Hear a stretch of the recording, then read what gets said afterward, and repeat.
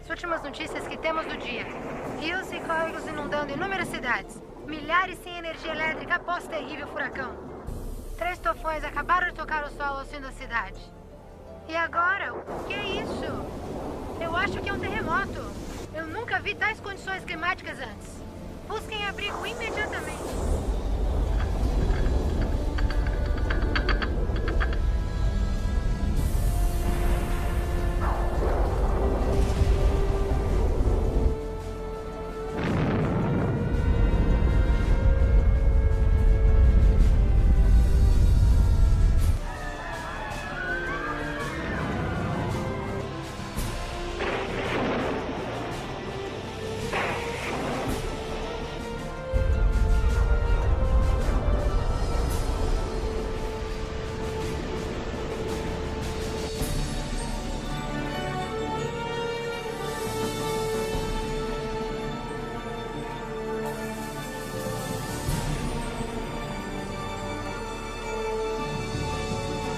Olha, mamãe, pastor Jesus.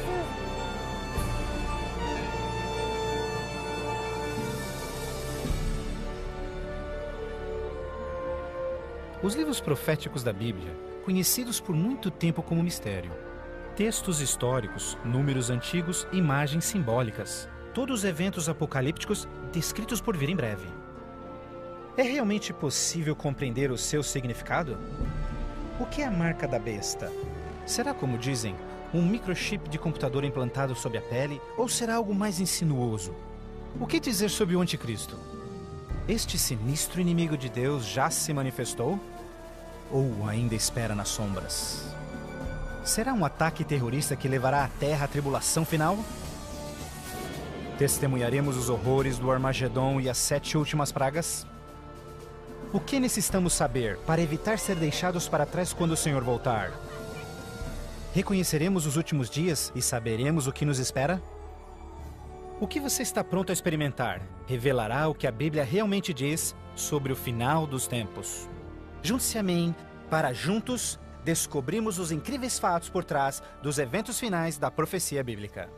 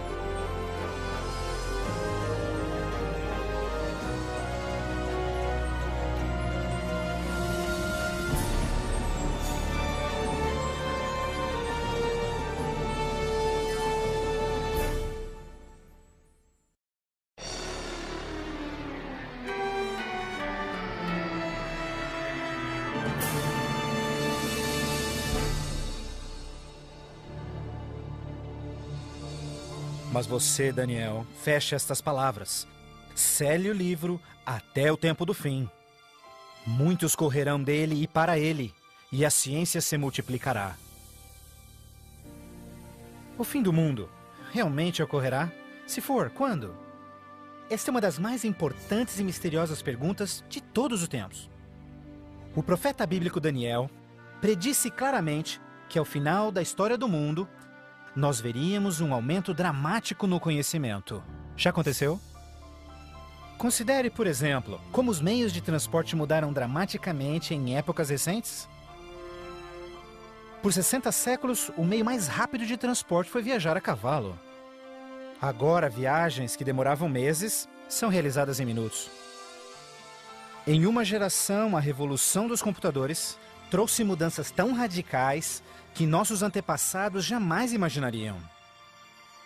Mas numa interpretação mais exata deste verso, é que o conhecimento a respeito dos livros proféticos aumentaria.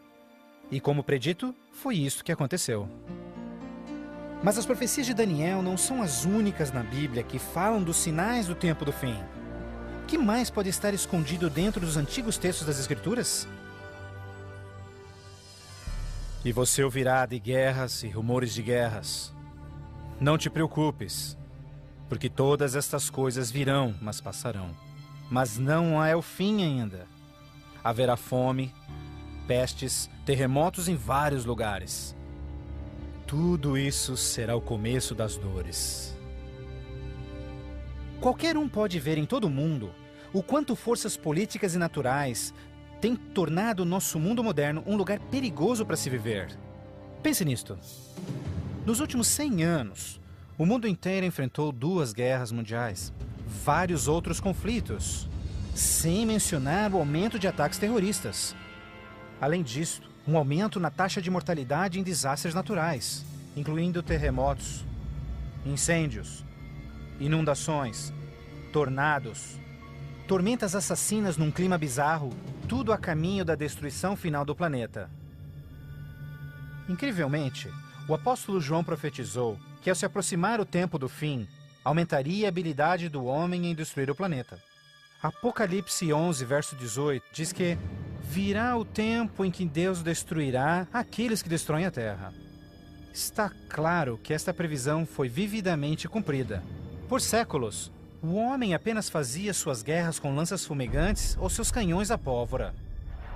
Hoje, possuem armas devastadoras que podem rapidamente exterminar com a vida no planeta.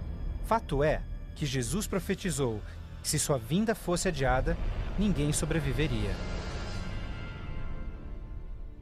O próprio Cristo nos alertou sobre estes perigos, mas que eles seriam apenas o início do fim.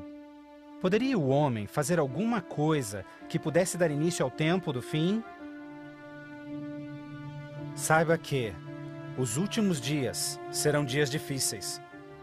Os homens serão amantes de si mesmos, amantes do dinheiro, gananciosos, presunçosos, blasfemos, desobedientes aos pais, ingratos, profanos, sem amor, irreconciliáveis, fofoqueiros, sem domínio próprio, grosseiros, sem consideração com o bem. Ninguém que haja vivido pelas últimas décadas poderá negar a contínua e espantosa queda moral de nossa sociedade moderna. Cada geração, continuamente, abre o envelope de aceitação comportamental. Como resultado, cada uma das gerações sucessoras operam sob um padrão moral mais baixo do que o seu padrão anterior. Infelizmente, parece não haver um fim a essa trilha vergonhosa. Nos dias de Noé, a decadência moral condenou o planeta à destruição com o dilúvio. Nos dias de Ló, as perversas e depravadas Sodoma e Gomorra foram cidades consumidas com o fogo do céu. Assim como nos dias de Ló, eles comiam, bebiam, compravam, vendiam, plantavam, construíam, mas no dia em que Ló saiu da cidade, caiu fogo e enxofre do céu e consumiu a todos. Assim também será no dia em que o Filho do Homem se manifestar. E em nossos dias, poderia ser incontrolável imoralidade e perversão novamente motivo para uma condenação vinda dos céus? Junto à imoralidade em nossa sociedade decaída, a Bíblia nos alerta que nos últimos dias haveria um dramático crescimento no espiritualismo e no ocultismo. Agora o Espírito diz terminantemente que nos últimos dias alguns abandonariam a fé, dando ouvidos a espíritos enganadores e doutrinas de demônios. A prática de comunicar-se com os mortos, extensamente proibida pelas Escrituras, tem amplamente sido aceitas inclusive em igrejas modernas. Programas de televisão e filmes apresentando os temas do arrebatamento e do ocultismo tornaram um assunto extremamente popular, especialmente entre os mais jovens. Apesar de todo este espiritualismo e incontrolável imoralidade, a Bíblia ensina que onde o pecado está em abundância, a graça está em superabundância. Portanto, uma grande notícia para os últimos dias, antes da volta de Jesus, foi a promessa de que as boas novas seriam anunciadas por todo o mundo. Então este evangelho do reino será pregado em todo o mundo em testemunha a todas as nações, então virá o fim. A então aparentemente insuperável missão de comunicar o evangelho aos 4 cantos da terra é uma rápida realidade. Com missionários, livros, fitas, transmissões via satélite e internet, o Evangelho tem se espalhado rapidamente pelo mundo. A mensagem da salvação nunca antes foi tão amplamente divulgada como hoje. A Bíblia revela que estamos vivendo, obviamente, nos últimos dias. O aumento da ciência, instabilidade global, declínio moral, um explosivo interesse pelo ocultismo, todos testificam o tempo do fim. Os sinais do fim estão claramente se cumprindo, mas ainda mais, a Bíblia também nos alerta que entre as forças do bem e do mal, em última instância levarão o mundo ao conflito do Armagedon. A qualquer momento, uma crise global sem explicação atingirá todo o planeta, numa crise tão devastadora que o mundo jamais viu. Haverá então grande tribulação, como jamais se viu anteriormente, nem jamais haverá.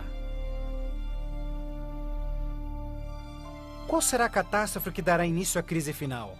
E quando acontecerá? Poderia ser um devastador ato terrorista?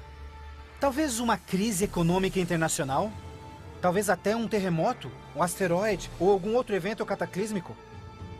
Talvez um acidente químico ou uma praga biológica mortal? Talvez a combinação de alguns desses acidentes. Mas mesmo a Bíblia não identificando o evento crítico exato, ela revela as dramáticas cenas que se seguem. Mais adiante você compreenderá mais sobre essas surpreendentes, chocantes eventos que muitos cristãos ainda não estão preparados.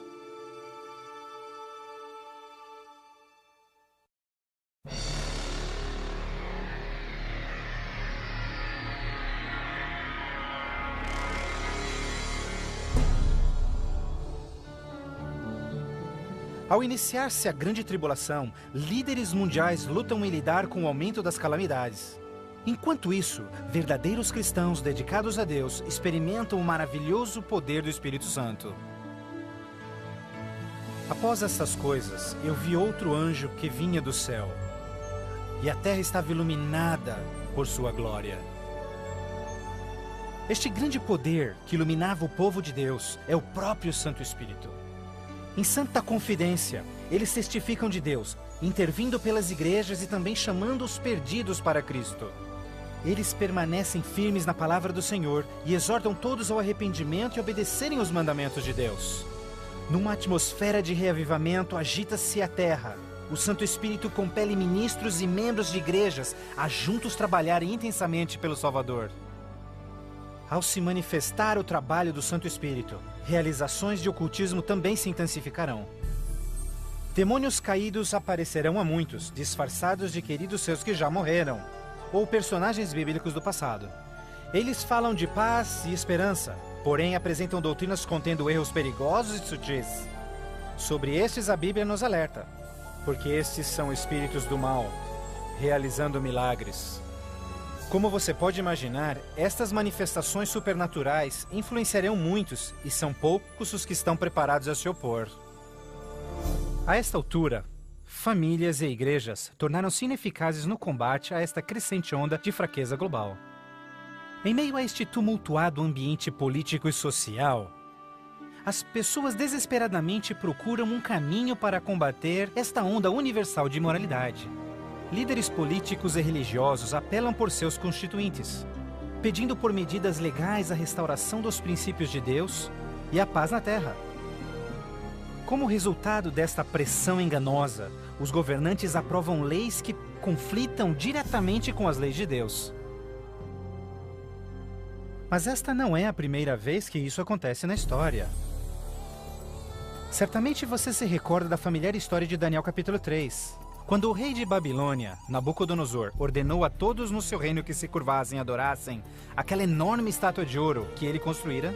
Entretanto, 3 jovens hebreus sabiam que essa ordem estava diretamente em contradição com o segundo mandamento sobre idolatria. Determinados em serem fiéis a Deus, recusaram adorar a estátua. O rei ordena furioso que sejam lançados na fornalha ardente, mas Deus miraculosamente interveio e salvou suas vidas. Depois, a história de Daniel na cova dos leões. Você se recorda do rei da Pérsia criando uma lei que proibia a todos de adorarem qualquer deus, senão ele, por 30 dias? Mas Daniel sabia que obedecer a esta lei seria uma violação do primeiro mandamento de Deus. Destemidamente, Daniel segue sua vida, orando diariamente a Deus, mesmo colocando sua vida em risco. Os inimigos de Daniel rapidamente denunciaram ao rei, que relutantemente teve que fazer cumprir-se a lei, lançando-o na cova dos leões. Mas novamente, Deus intervém com seu poder e miraculosamente poupa a vida de Daniel. Da mesma forma, nos tempos do fim, Apocalipse prediz que o poder do mal obrigará governantes de todo o mundo a endossarem leis que definam como as pessoas adorarão a Deus. Estas leis irão aparentemente promover a moralidade, mas na realidade, elas preparam o mundo para aderirem à marca da besta e o anticristo. Porque falsos cristos e falsos profetas surgirão e farão milagres e sinais maravilhosos para enganar, se possível até os salvos. Durante este período de crescentes crises, quando o mundo estiver desesperadamente buscando alívio e procurando uma estabilidade global, a ajuda virá de uma forma surpreendente. Em várias partes, por todo o mundo, se ouvirá: Jesus voltou, Jesus voltou! Um radiante e carismático ser se diz o Filho de Deus. Um exército de jornalistas se amontoa para ver este que realiza milagres sobrenaturais. Eles o ouvem repetir as mesmas palavras que Jesus falou nas Escrituras. Este evento será transmitido ao mundo via satélite. Milhões serão enganados com esta aparição, como sendo cumprida a profecia de que todo olho o verá. Inúmeras religiões estão ansiosas na expectativa por um Salvador. Então este deslumbrante ser aparenta ser a resposta às suas orações. Mas a Bíblia nos alerta em 2 Coríntios que Satanás pode transformar-se num anjo de luz. Infelizmente, não será Jesus quem o povo receberá de braços abertos, mas sim Satanás, disfarçado como Filho de Deus. Fazendo isso, o mal será capaz de unir o povo em todo o mundo e reconfirmar seu falso sistema de adoração. Assim, o mal concretiza a maior fraude que jamais se viu sobre a raça humana.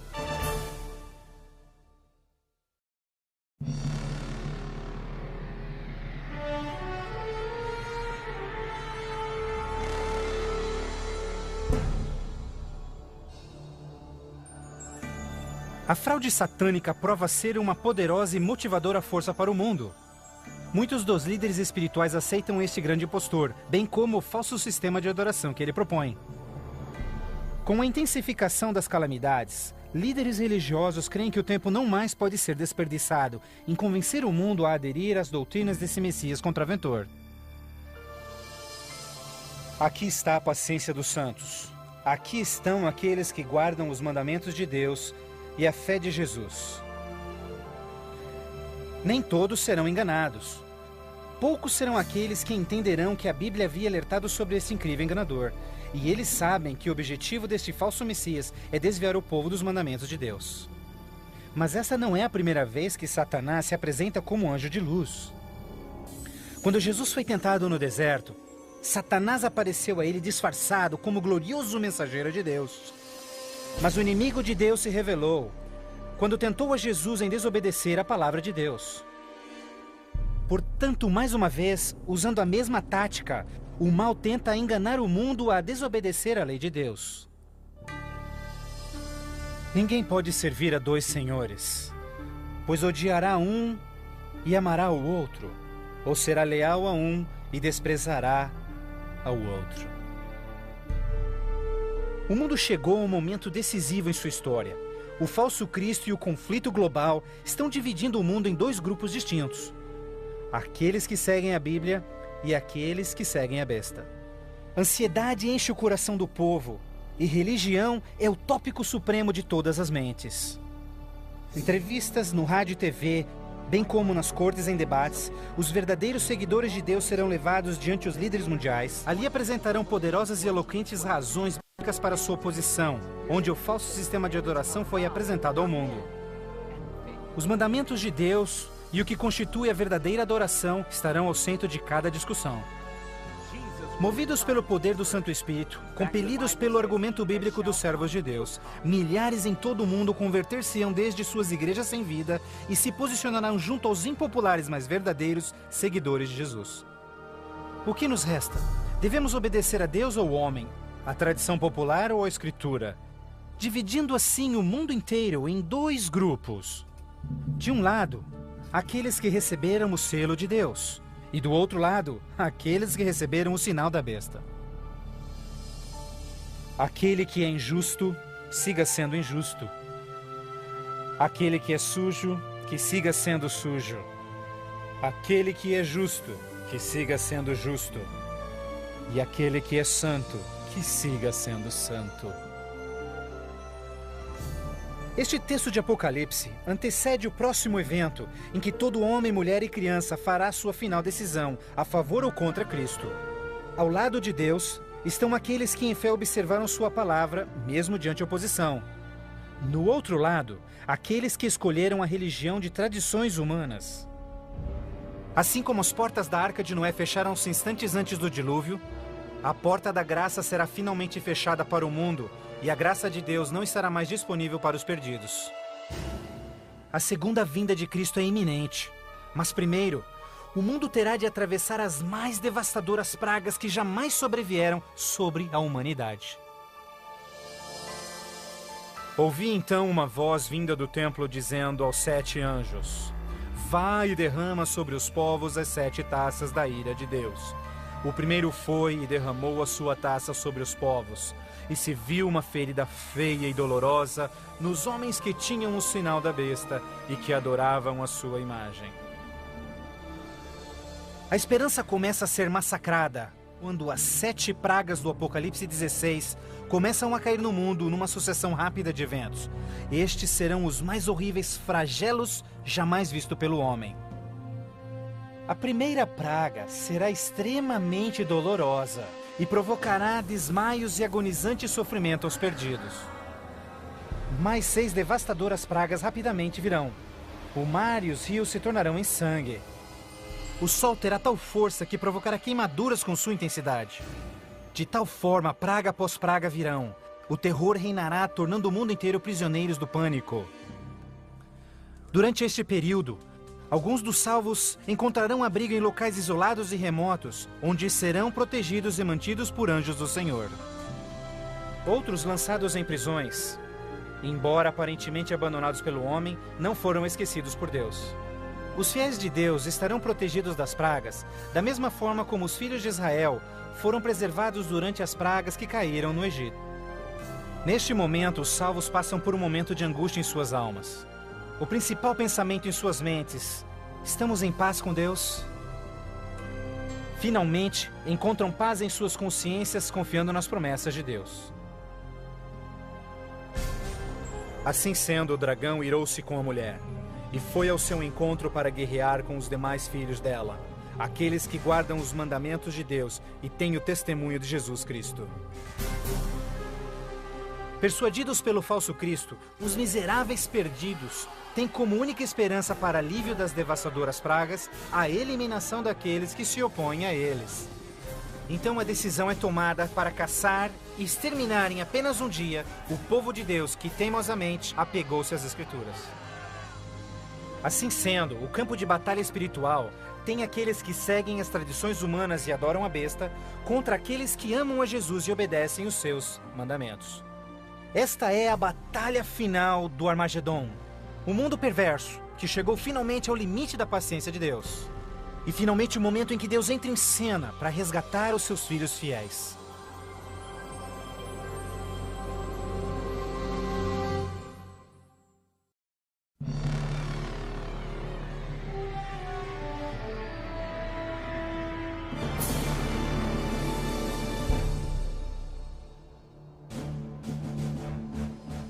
À meia-noite, o clamor foi ouvido. Aí vem o noivo. Na mais escura hora, a mais esperada esperança de todas as eras torna-se realidade. O comando da voz do próprio Deus é ouvido. Está cumprido! Aquela voz de trovão chacoalha os céus.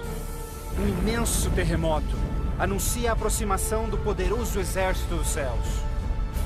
Os filhos de Deus, há pouco sem cor e cansados, agora envoltos por um arco-íris, resplandecem diante de seus opressores. Suas faces brilham ao contemplarem seu Redentor e o vasto exército de anjos que vieram para levá-los para casa. Atentem, porque ele está vindo nas nuvens do céu, e todo olho o verá, inclusive os que lhe transpassaram, e todos os povos da terra chorarão por sua causa. Como você já sabe, este não será um momento de êxtase secreto. Todas as pessoas do planeta testemunharão este maravilhoso evento, e muitos estarão aterrorizados. Os ímpios fugirão desesperadamente para rochas e cavernas, tentando em vão esconder-se do santo rei que se aproxima. E como Jesus prometeu, os homens maus responsáveis por seu julgamento e crucifixão serão ressuscitados para presenciarem seu retorno nas nuvens do céu. Porque o Senhor, o próprio Deus, descerá dos céus, e como trovão, e com a voz do arcanjo, com o som de trombetas de Deus, os mortos em Cristo serão primeiramente ressuscitados. Um grandioso som de trombetas é ouvido pelos céus, e a poderosa voz de Deus chamará os santos que dormem no Senhor desde todas as épocas, dizendo: Despertem, despertem, despertem vós que no pó da terra dormem, levantem-se. Por toda a extensão do planeta, um exército de santos se erguerá do pó da terra. Despertarão cheios de juventude, glorificados e revestidos de imortalidade, sem nenhum traço de enfermidades ou defeitos. E aqueles que ficarem vivos nestes momentos finais serão também transformados. Num instante, receberão um novo corpo imortal. Os ímpios contemplarão em angústia todos estes incríveis sinais. Então nós, os que estivermos vivos, seremos todos levados junto deles nas nuvens para encontrarmos com o Senhor nos céus. E ali nós viveremos para sempre com o Senhor. Com o mundo inteiro em convulsão, os remidos voarão alto e serão erguidos acima da destruição. Eles voarão para a felicidade com o Senhor, junto às nuvens de anjos. Nem dor, nem pecado, nem tristeza jamais haverá. O véu que os separava de seu Deus é para sempre removido, e contemplam agora o seu Deus e seus anjos face a face. E naquele dia, o dia da destruição de Deus, será de uma extremidade da terra a outra. E não haverá nem pranto, nem ajuntamento, nem funerais. Eles serão todos como lixo sobre toda a terra. Aos que ficarem para trás, o caos reinará no planeta. Entre os furacões, os gemidos de demônios, os terremotos, oceanos ferventes, ilhas submersas. Densas e escuras nuvens despejam tempestades gigantescas de granizo. Os ímpios que sobreviverem a essas catástrofes em breve serão destruídos pela presença da glória de Deus. Seus corpos espalhados pela terra despojada pelos eventos finais. Então, pela primeira vez desde a fundação da Terra, o planeta está completamente abandonado e sem vida. Apenas Satanás e seus anjos caídos restarão como resultado de sua rebelião.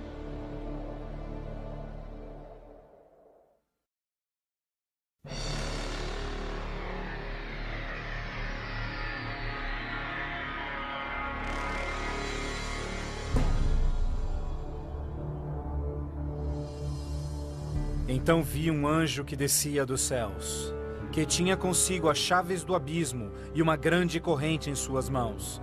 Ele acorrentou ali Satanás por 1000 anos.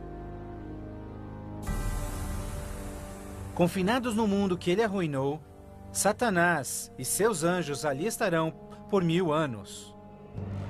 Prisioneiros na escuridão, num planeta vazio e abandonado, só com seus demônios, Satanás apenas poderá esperar e ponderar no dia de sua punição. Por toda parte ele contempla cidades destruídas, florestas queimadas e ossos secos, tudo resultado de sua guerra com os céus. Confinado num vasto abismo, solitário, sem ninguém para tentar ou manipular, ele se torna absolutamente miserável. Então vi tronos, e eles se sentavam neles, e o julgamento era comissionado a eles, e eles viveram e reinaram com Cristo por 1000 anos. Enquanto Satanás pensa em seu destino, os remidos desfrutam sem palavras as alegrias dos céus. Cada um deles conhece então o seu anjo da guarda, que responde a cada uma de suas perguntas sobre as suas vidas. Então Deus, num ato de revelação absoluta, os convida a participarem como juízes, abrindo diante de si os registros dos que se perderam. Os remidos neste momento têm a oportunidade de entenderem por que algumas pessoas que esperavam ver ali não completarem a jornada. Os pensamentos dos ímpios são agora vividamente expostos e o véu é removido, revelando as batalhas espirituais que se levantaram por salvar-se-lhes as almas. Inclusive as ações e motivos dos anjos caídos se farão nítidas. O aberto e transparente caráter de Deus neste assunto é extraordinário. Como o apóstolo Paulo descreve em 1 Coríntios 6, verso 2, os salvos participarão no julgamento dos ímpios. Antes que um único pecador receba sua punição final, seus registros serão cuidadosamente revisados por seus conterrâneos, os quais entendem e sabem das lutas na vida na terra. Todas as palavras e atos dos ímpios serão pesados ante a palavra de Deus. A justiça de sua sentença é confirmada e o grau de sua punição determinado. Finalmente, ao final dos 1000 anos, Jesus e os remidos preparam-se para o seu retorno à terra. O tempo é chegado para Satanás, seus anjos e os perdidos, quando enfrentarão as últimas consequências por seus atos. Em breve, os mansos herdarão a terra. Mas primeiro, Deus executará a fase final de seu julgamento e extinguirá o pecado do universo.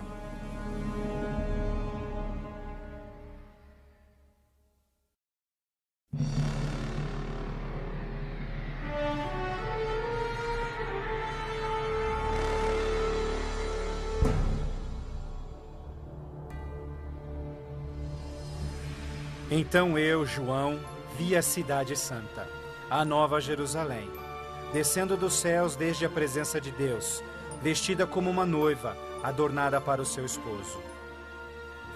Após os 1000 anos sabáticos no céu, Cristo e os remidos, com a nova Jerusalém, voltam à terra.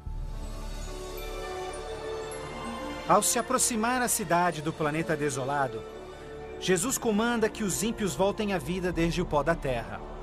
Ao seu comando, os ímpios de todas as épocas e lugares ressuscitam, da mesma forma como morreram, e ali estão diante de Deus. Ao Jesus descer, seus pés tocam o Monte das Oliveiras. Um tremendo terremoto abre o monte, transformando-o numa grande planície. Então, a Nova Jerusalém, a grande cidade de Deus, desce dos céus e descansa sua estrutura sobre a planície preparada por Deus. Agora, quando os 1000 anos terminarem, Satanás será solto de sua prisão, e então irá atrás de enganar as nações, a fim de uni-los para guerrear. Incrivelmente, Satanás consegue iludir seus seguidores mais uma vez e arregimenta-os para capturar a cidade celestial pela força. Generais e homens de guerra de todos os tempos, juntos unem suas habilidades para prepararem-se para o que eles imaginam ser a batalha monumental. Por este ato, os ímpios revelarão que seus corações não se converteram. Se fosse possível, eles destruiriam a Deus e seu trono e tomariam a cidade santa pela força. Pouco percebem eles que essa guerra fútil já estava perdida mesmo antes de começar. O juízo final chegou. Então eu vi os mortos, grandes e pequenos, todos diante de Deus. Livros eram abertos, e os mortos eram julgados, de acordo com seus atos. Subitamente, no alto acima da cidade, o Senhor aparece em seu glorioso trono. Todos os frágeis planos de guerra dos ímpios são imediatamente eliminados. Ao contemplarem a face de Deus, os ímpios dolorosamente tornam-se cientes de cada um de seus pecados. Lembram-se de cada momento em que silenciaram suas consciências, cada vez em que negaram os chamados do Santo Espírito. Muitos foram enterrados juntamente com os seus segredos pecaminosos, querendo ter com sucesso escondido todos os seus assassinatos e crimes.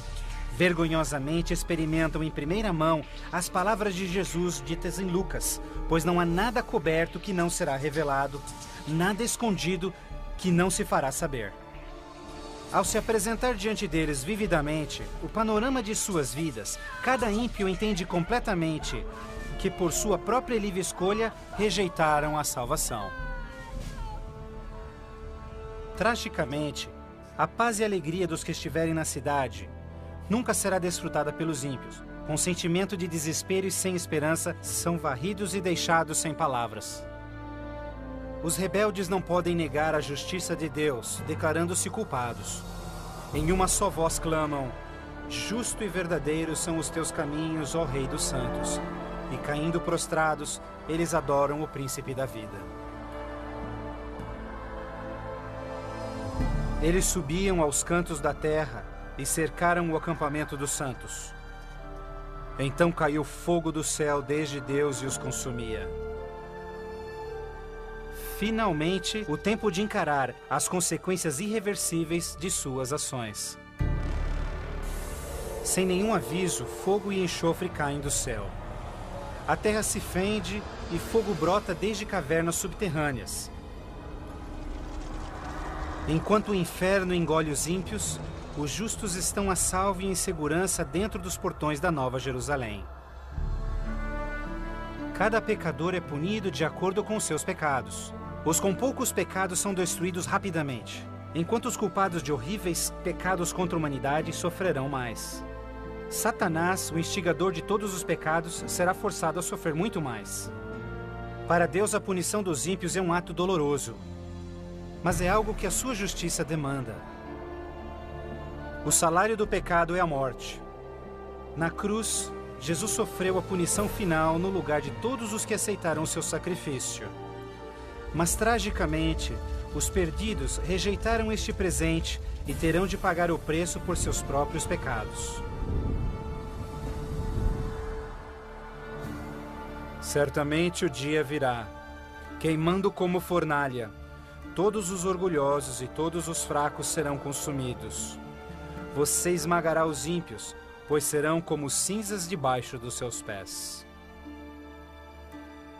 Ao se esfriarem as cinzas da destruição, os habitantes de todo o universo erguem suas vozes em louvor a Deus, pois o reino de terror de Satanás foi banido para sempre.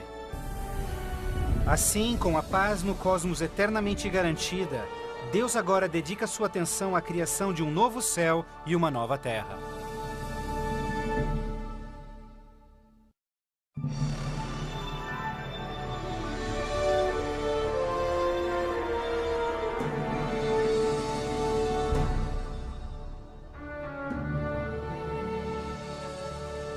Vejo então um novo céu e nova terra, pois o primeiro céu e a primeira terra já passaram. Após a purificação da terra com fogo, o Senhor retoma seu miraculoso e maravilhoso ato de recriação. E pelo poder de sua palavra, a terra é restaurada à forma de seu lindo Éden. Ao seu comando, um lindo e verdejante carpete de grama cobre o planeta. Outro comando, terra e água voltam à vida. Incontáveis, complexos e magnificentes criaturas de todas as espécies pacificamente exploram um novo paraíso. A vigorizante atmosfera é pura e doce. A terra torna-se uma grande vitrine de criativa genialidade. E Deus enxugará as lágrimas de todos os olhos. E não haverá mais morte, nem sofrimento, nem pranto. Não haverá mais morte, pois as primeiras coisas são passadas. A segurança do universo está garantida. Com a Nova Jerusalém como sua capital, todas as criaturas regozijam-se no amor do domínio de Deus. Aqueles que foram resgatados da destruição eterna compartilham uma especial união com seu Criador, o que nenhum outro ser celestial poderia apreciar. Embora pecado e pecador foram para sempre destruídos, um traço desta grande rebelião ainda permanece. O que aconteceu com essas mãos? Estas são as marcas nas mãos, nos pés e no lado de Jesus. Ao passarem-se os dias inesquecíveis da eternidade, todas as memórias tristes e dolorosas se dissipam na glória brilhante e esplendorosa dos céus. Não mais atrelados a uma vida passageira, os imortais filhos de Deus são agora livres para alcançarem suas mais amplas ambições. Com ilimitada capacidade de absorver mais e mais conhecimento, revigoram as suas mentes. Sem barreiras, seus limites não mais os prendem à terra. Os remidos são agora livres para explorarem as maravilhosas obras de Deus em todo o universo. O céu é um lugar de perfeita paz e harmonia, onde o amor por Deus e pelos outros preenche todos os corações. A Bíblia promete que este reino pode ser seu eterno lar. Jesus deu-se em sacrifício na cruz para oferecer-te perdão e vitória sobre o pecado. Mais que qualquer coisa, Jesus quer que você viva com Ele neste novo lar. Se bem que Ele desesperadamente quer te salvar, Ele não pode forçá-lo em aceitar este presente. Você deve aceitá-lo por si mesmo. Por que não aceitá-lo hoje? Peça-lhe agora e Ele entrará em seu coração.